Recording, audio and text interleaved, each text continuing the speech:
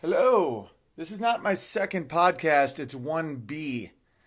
I'm very excited about it. I came up with this idea that I can just do an episode based on not building on a joke and writing a joke and watching a joke fail and work, but one example of a crowd work situation where people are just animals. It's one of my favorite times because I'm also an animal when chaos ensues where someone says something or doesn't something say something or you're knocked out of whack a little bit. It's reminiscent to me of when I was a heckler at a Renaissance festival where I'd have my head and my hands would be out of a wall and people would pay money to throw tomatoes at my face and I would have to make fun of them. And the better job I did, the more money they'd spend to throw tomatoes at me. And I got a percentage. So I wanted to be, good at that. And then it turned out there was a gypsy named Boob that stole from everybody. But that's okay. I was like 17. But I like that feeling of chaos. But sometimes it can go south, big time. And I think this is a perfect episode right now. That's why I'm so excited about this, because of all the horrors that are happening in the world. And I think that you can understand big picture things better if you understand yourself and in the minutia of life, just the very basics of life. I'm reading about people being divided and people being full of hate and resentful of each other, and it drives me a little crazy. But I'm also guilty of it. So this all takes place in a 10-minute set at the Hollywood Improv. I'm very excited to play you guys this and to show all the things that can come out of it. I'm doing a set. A dude in the front row has his foot on the stage. This starts to happen. You know what I mean? It's like your foot's back on the stage. But that's all right. I've been learning about hipsters. When I moved to LA, see, I'm from a very small town in northern New York where life is hard.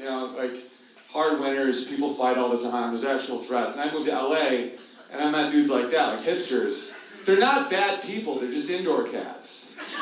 He doesn't know that I'm a threat. Because in his world, there aren't threats. It's just avocados and threesomes, There's fucking Whole Foods every 3 blocks. He doesn't know that I'm an animal. If the oil runs out, I take his family's resources.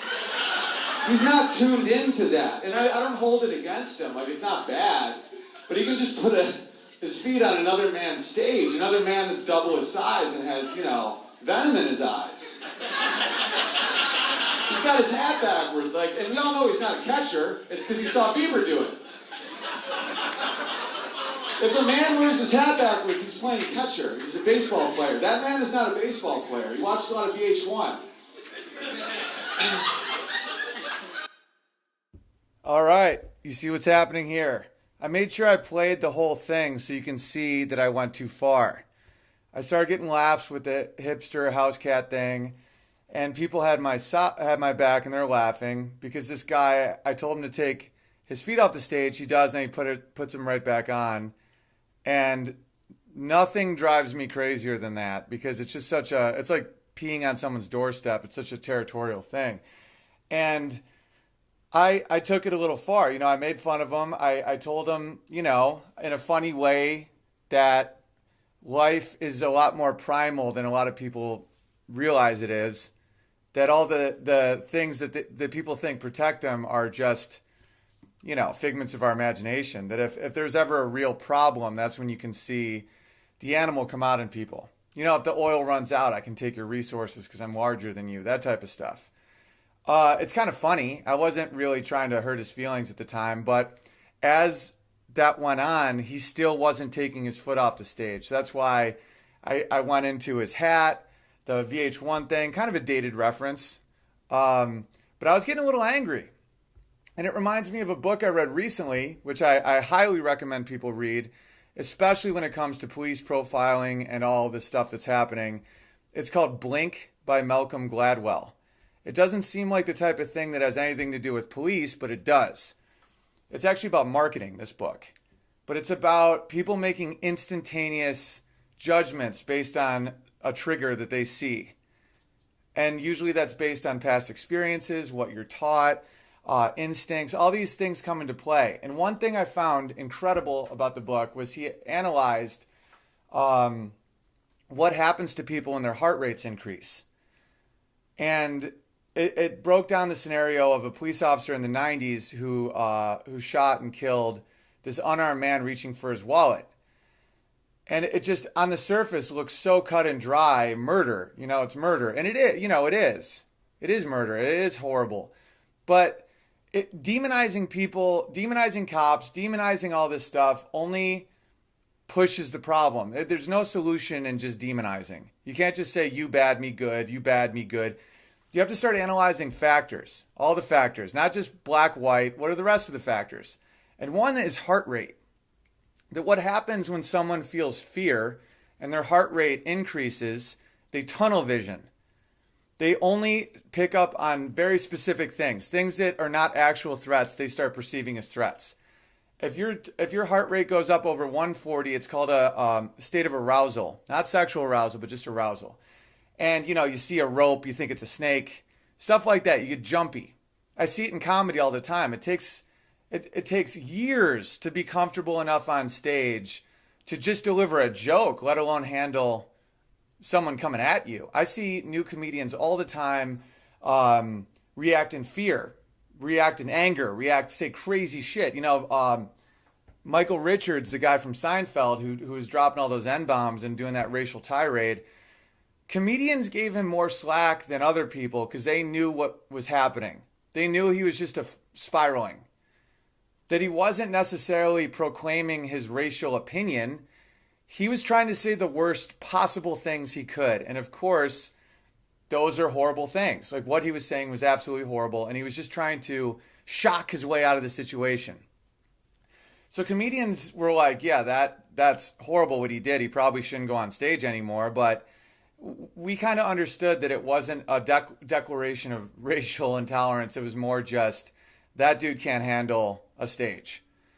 And police have the same problem. I personally think the major problem is not training cops at a state of fear. Because I read a book recently called The Gift of Fear by Gavin DeBecker, which was recommended in Amy Poehler's book, Yes Please. She said she liked it, and I like Amy Poehler so much that I immediately read it. And what he does is teaches people, he's a security expert, specifically with women and protecting women and stuff, presidents, celebrities. And he tries to train bodyguards at a heightened state of fear so that they can react calmly when things are horrible. Genocides have happened. Wars have happened because people are scared. The Cold War witch hunts, the communist witch hunts. People just speaking freely made them a communist. That was all fear. Why am I going on this ramble? Because this is at play here. I see this foot on the stage, and now I see an act of war. And comedians are like dictators. We have to make an example. We have to execute, metaphorically, the rebels. Because we are in a tiny pocket. It's just you on a stage with a microphone, and there's hundreds of people around you that want to eat you alive. They don't necessarily think they want to eat you alive, but they do. It's chaos. You have to organize chaos. And if one person can get away with something, then anyone can. So you have to make an example. If someone's good to you, if someone laughs, you say, this is a great crowd, thank you. It's carrot and the stick. And the stick is necessary as well. But overreactions can occur. Here's the next interaction I have with this man in the crowd. This is about 3 minutes later. You comfortable? Jesus. Fucking feet off the stage. Come on, man. You're a man. You're grown up. Take your foot off the stage. Look at me. Thank you. It's cool. He's a good kid. He just needs an older brother. A lot of times people forget I'm a human and I'm real close and I'm 6'7" and fucking fired up. This isn't a TV screen. Your foot was on my stage. Be scared. Be scared of that. No fear. Like real fear, actual fear. Okay, things are escalating. Still getting laughs because they like me. I'm doing well on stage, but you can hear those silences where I'm like, no fear, like no real fear. Get your foot off the stage. Like that's real, and they can sense it. And then they feel uncomfortable, so when I allow them to laugh with, he needs an older brother, with a little empathy, they release tension with laughter, but that is a tense moment. That is not fun this other book that I just finished applies as well. It's the biography of Albert Einstein by Walter Isaacson. Walter Isaacson is my favorite biographer. Unbelievable. He wrote the Steve Jobs bio, that really famous one, Ben Franklin's bio, all these great bios. And Einstein faced a lot of the same problems. That's why I like reading, these biographies of these quote unquote great people, because you see how deeply flawed they are and how that is just a universal truth. Don't be too hard on yourself because everyone's flawed. Einstein was a pacifist his whole life until World War II kicked in. He sees, these threats. He didn't create the atom bomb, obviously. He did E equals MC squared, but he did originally write a letter to Roosevelt telling him, we can make a bomb out of this. If you want to, let's do it, because Germans might. Because when he was a pacifist, I don't think he saw what, the real evil that could come from an Adolf Hitler. He didn't see, exterminations. World War I is one of the dumbest losses of human life imaginable, but at least it wasn't. I mean, you have the Armenian genocide by the Turks, but that's not really that well known, and I don't think it's not in the world psyche as much. But when you see an Adolf Hitler, I mean, that is just, you're like, this man has to be stopped. He can't win, or else he will ruin everything in the world. And that's when he flip-flopped back to, insisting on war and insisting on having the means to defeat this guy. So that kind of goes to show that there is no peace or war. Everyone's capable of both. We're all dual. We all have a duality to us.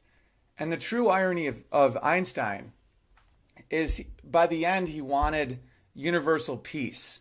But the only way to do that is to create this ultimate state, this United Nations on steroids, this worldwide federation that could dismantle all the arms. I mean, I don't know if he ever saw the irony, but that is exactly the opposite of what he believed in, which was fighting systems, fighting that, marching in the other direction, thinking in the other way, asking why, questioning everything. He wanted a force so large that they could make sure that no one exploded another atomic bomb. There was not another Holocaust. That all came from such a good place, but he didn't realize that that was the opposite of what he believed, and that putting that in reality would be impossible. He always said God doesn't roll the dice. He was the dice. He was the radical element that shook things up and made people think and made people feel. He was the dice that God rolled. And I think he died without ever realizing that. And it doesn't matter how smart you are, sometimes you don't see what is happening. All right, back to comedy. This is what happened next. And this is my favorite part of the entire thing. Are you okay? Are you sad? Are you sad at what I said? Or are you from Sweden? Because this happened to me once. One time, someone was this psychotic, just sitting there like a fucking moron. And it turned out it was a table of deaf people, but they sat up front. Are you from France? That's what it is, man. Why don't you fucking tell me that? There's a language barrier. Because I'm reading signals that aren't real. You know what I'm saying?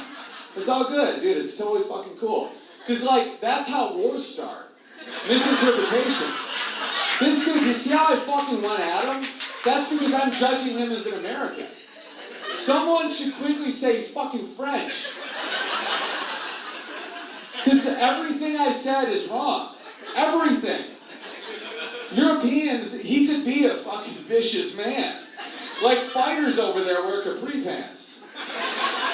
I'm judging him based on the thought that he's not French. But then after a while, he still was not fitting any mold at all, so I was like, you're fucking French, right? Or you're not from here. All right, so I'm glad. Bonjour. Comme comme ça. That means kind of. Pomme de terre. Pomme de terres. Potatoes. Haricot vert. Green beans. Pamplemousse. Pamplemousse. Je voudrais pamplemousse. That means I want grapefruit. All right. That's how wars start. An act of war. This is all just silly comedy. I'm a clown. But you can see so much of the world in that, you know? And you can see the turn. All the things that I interpreted as aggressive were just him not knowing what I was saying. He literally couldn't speak English. And he was reserved and probably was scared. And a lot of times scared people display the same signs of aggressive people. And I felt bad. I immediately felt like apologizing and giving him a hug. And the only way I could culturally apologize is show that I knew 8 French words. Like 8. Here's another Einstein quote that I wrote down from the book because I thought it was amazing.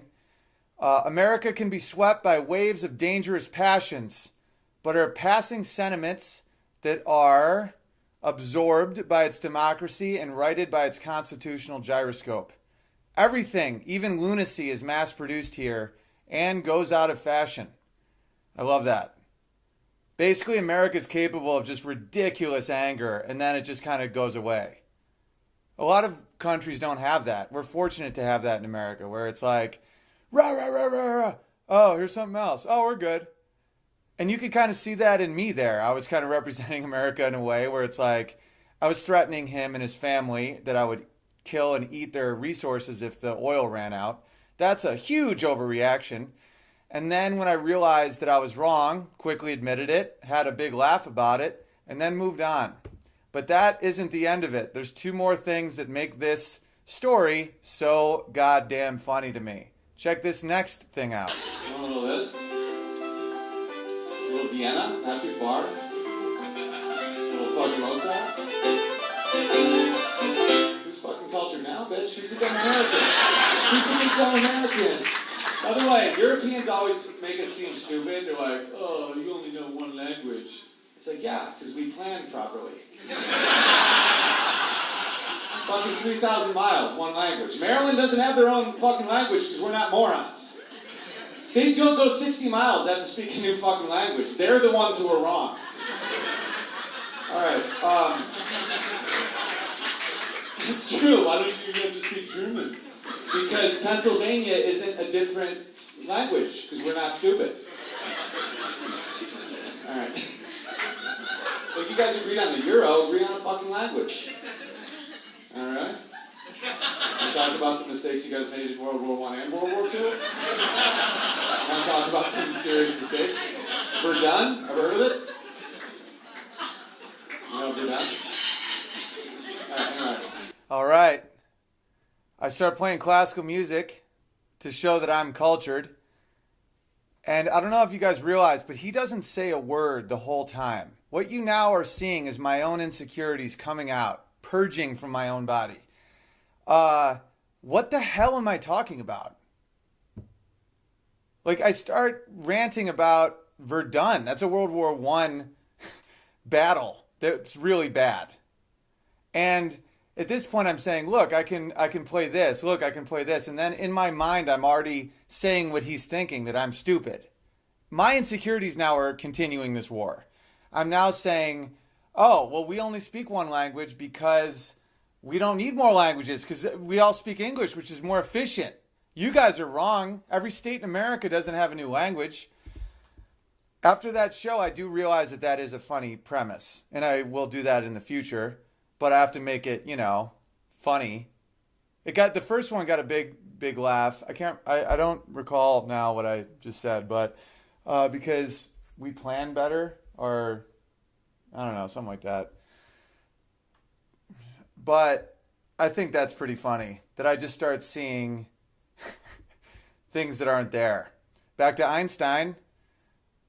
All matter, everything is just a field theory.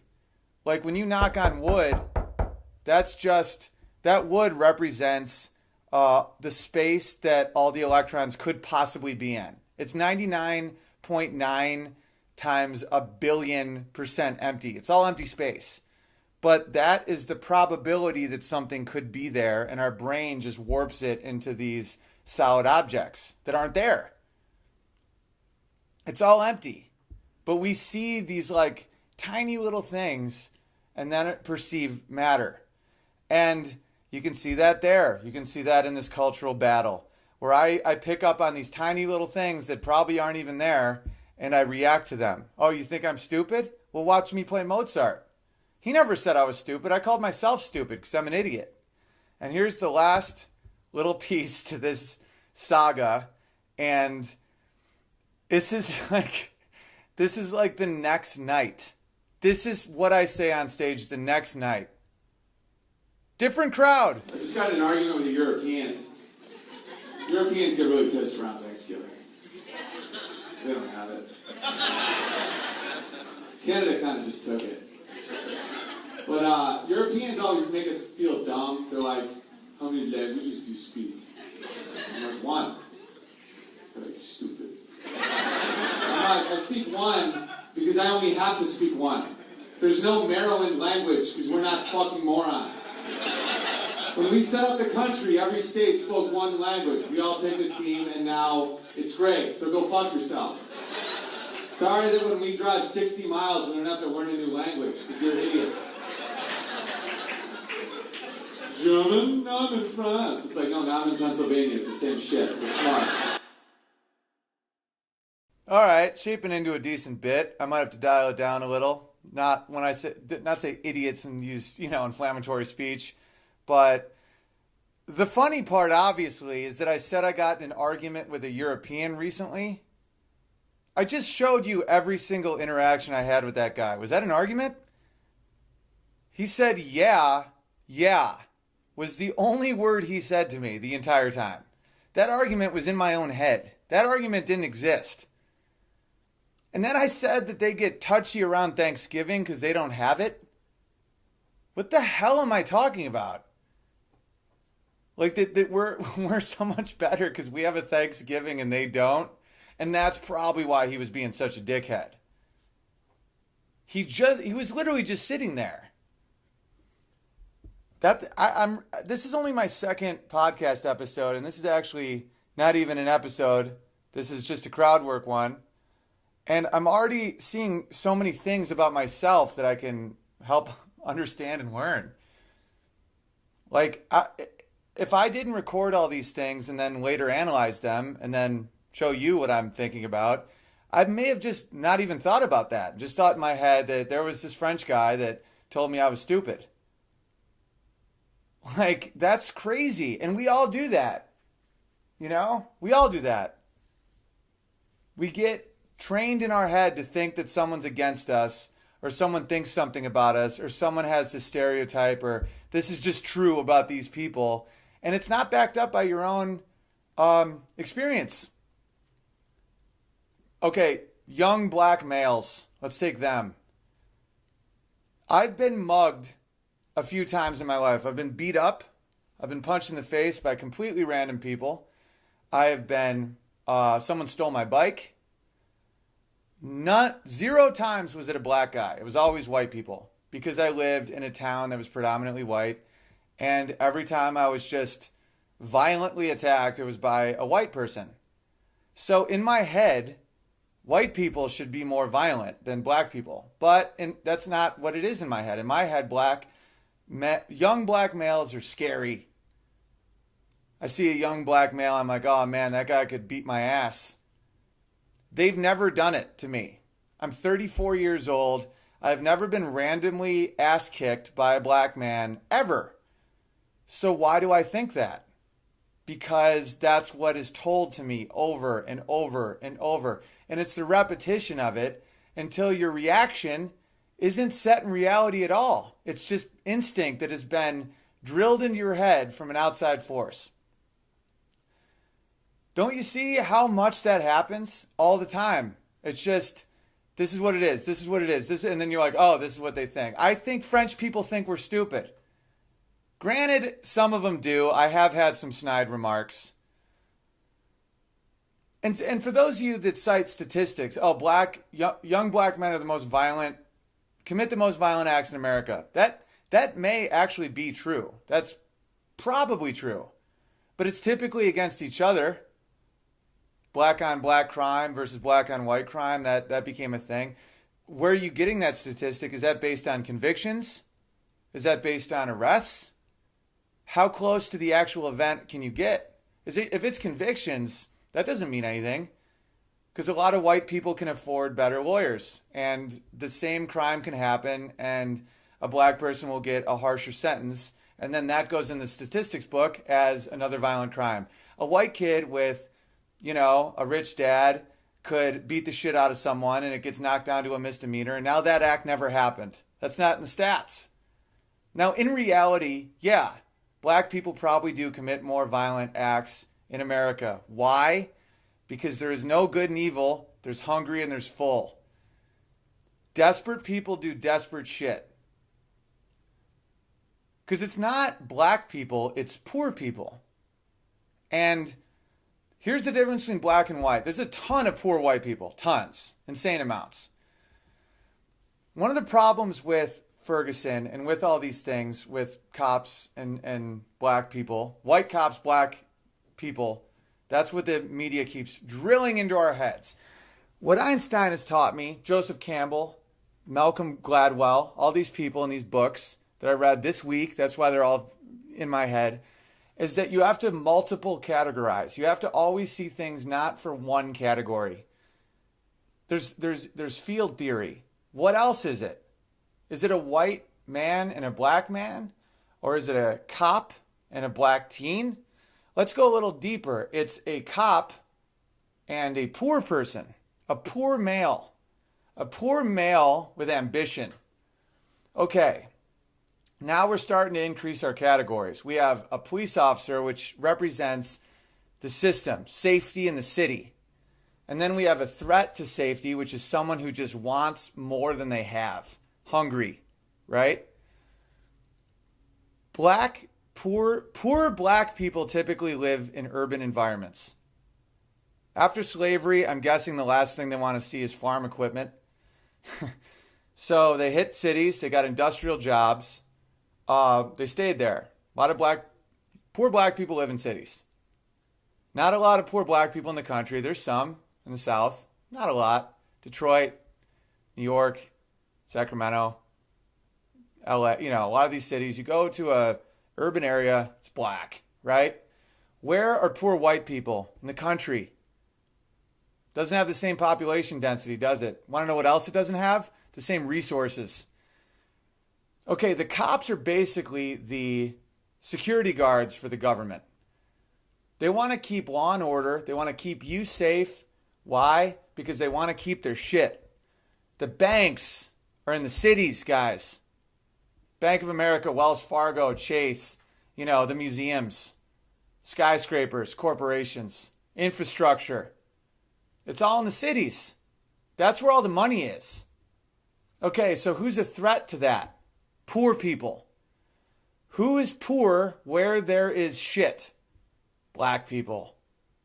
Who is responsible for keeping order? Cops. Okay? The country, no one gives a shit if Gary explodes his trailer fucking his sister cooking meth. That's what poor white people do. They cook meth, they bang their relatives, and they set fires. Okay? Wells Fargo isn't there. It's not in the country. Cops don't patrol trailer parks. A lot of my black friends will be like, oh, response time for a crime because in a black neighborhood is this versus white neighborhood with is this. No, you're thinking rich white neighborhood. You go out in the country, response time is horrific. Your trailer's on fire, you call the cops, you're looking at an hour. I know this. My hometown has a lot of trailer parks. A lot of places I've been at have a lot of trailer parks. Cops don't give a shit about those people. They don't patrol there. Some white moron gets hammered, beats the fuck out of his wife. He doesn't go to jail.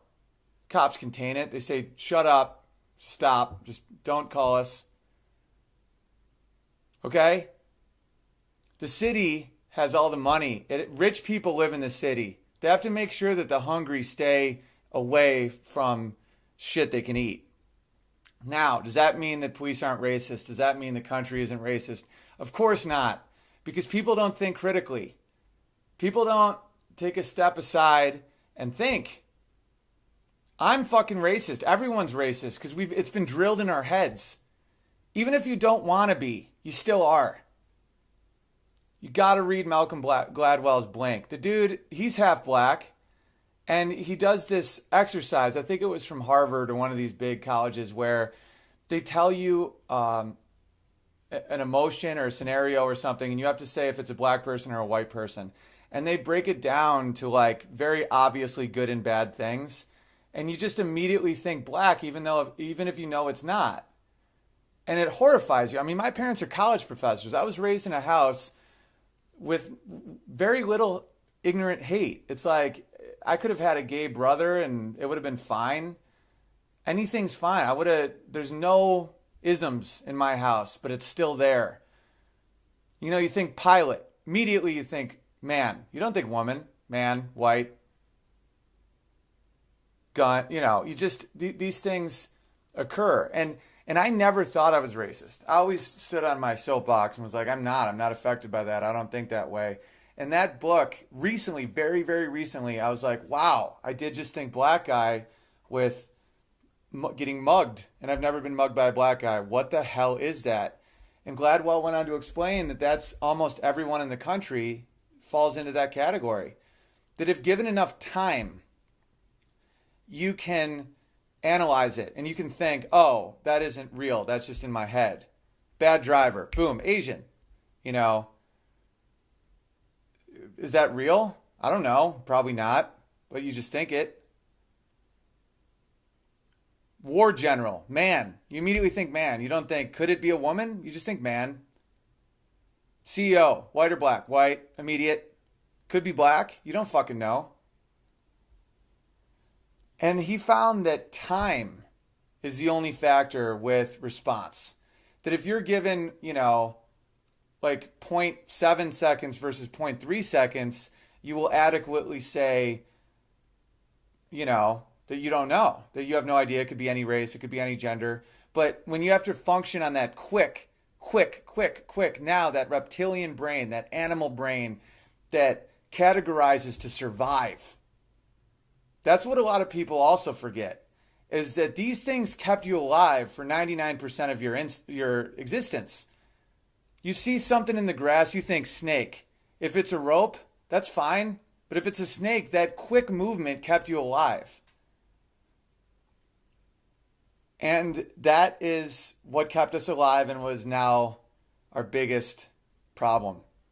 A lot of the things that kept us alive is now killing us spiritually in this country. And we have a way out. It's just time. Think. And also be healthy. Drink water. Eat right. Sleep. Care. Love. Like the action of loving someone or being in love or allowing someone to love you helps make these things kind of die down and the volume turn down. And that's pretty much my point, I guess, is that you put these great people on a pedestal like Albert Einstein, and you realize he died broken. Not broken. I'm sure he was happy and proud of his kids, and you know he loved his wife, but just trying to prove something that he held on to. Maybe in those final minutes, that comforted him. That it was like those dogs that have to wear a backpack, or like a donkey that has to walk. Like, work is his peace. Maybe. I hope so. Because if he really was confused, the greatest mind of the 20th century, if he died just confused and scribbling, maybe that's the point of all of it, that we will never know anything. And that in that is the happiness. I don't know. I'm getting a little too intense. But this has been really fun. That little interaction with that French guy spawned all this thought. And I wouldn't have had that if it wasn't for this really new podcast. I always just read and just things that sit in my brain, and I never actively went through everything. You know, I've consumed thousands of books in my life that I never actually took the time to apply it to my life. So this is fun. And I hope people can enjoy this for whatever reason. It's the underbelly of comedy. Why didn't they laugh? Mistakes I make on stage. and I'm glad to share it with you guys. Cool. Have a great new year, and high five each other, hydrate, hug, hug deeply. Don't watch the news because they want to scare the fuck out of you to sell you shit. Ebola's not coming. And really think about who's beating the shit out of you, whether they are, in fact, of the race that you think they are. And then think about the cops who live in fear, who get murdered, who have to protect these giant structures, and empathize with them too. Because it's not literally and figuratively as black and white as people think. And if you are just out there trying to prove your point and you're posting it on social media, you're not doing anyone a service. I had a friend, not a close friend, but a guy I knew, a white kid got shot. He was unarmed by the cops because they thought he was a fleeing suspect, but he was a fleeing victim. No one ever talked about it in the news. Al Sharpton never brought it up because it didn't polarize people. And I used to be bitter about that, but I'm not because it doesn't affect me. I can ride my bike today. You know, I can drink water and I can write and I can express myself, which I just did. And that's it. All right, I'm rambling. All right, much love.